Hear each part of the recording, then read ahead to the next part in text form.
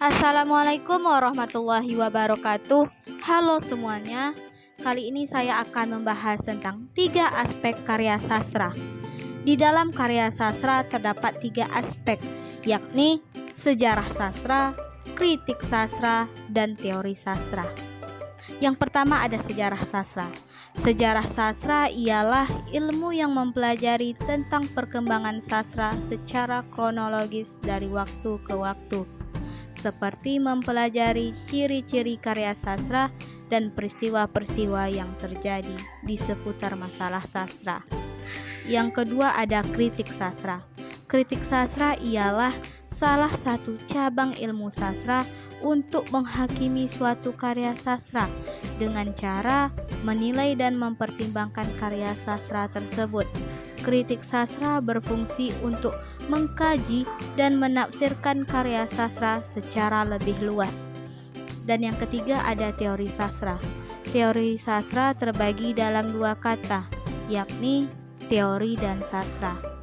Teori ialah suatu konsep aturan yang mengindikasikan adanya satu hubungan di antara konsep tersebut yang membantu kita dalam memahami suatu fenomena.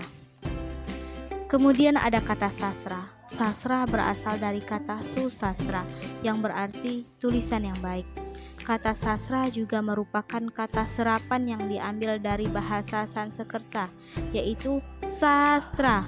Sa yang berarti mengajar, memberi petunjuk atau instruksi, dan tra berarti sarana atau alat.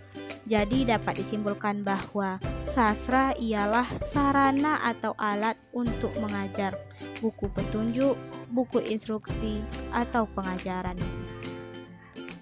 Dari penjelasan tersebut dapat disimpulkan bahwa teori sastra ialah suatu cabang ilmu sastra yang mempelajari tentang prinsip-prinsip dasar sastra, baik itu sifat, struktur, dan jenis karya tersebut. Sejarah sastra, kritik sastra, dan teori sastra tidak dapat dipisahkan satu sama lain karena ketiganya saling berhubungan. Dan untuk mempelajarinya kita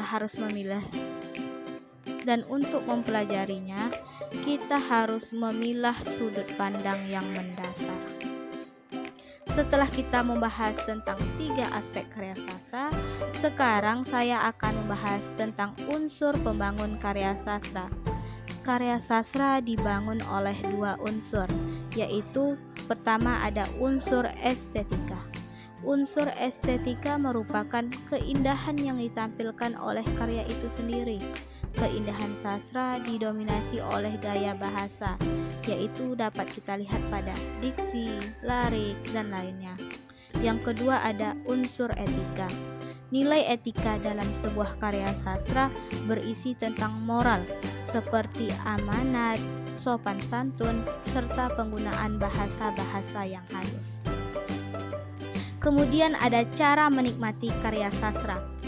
Yang pertama yakni mengaitkan dengan pengarangnya atau yang disebut dengan pendekatan ekspresif, yakni pendekatan ini memerlukan suatu data yang berasal dari pengarangnya.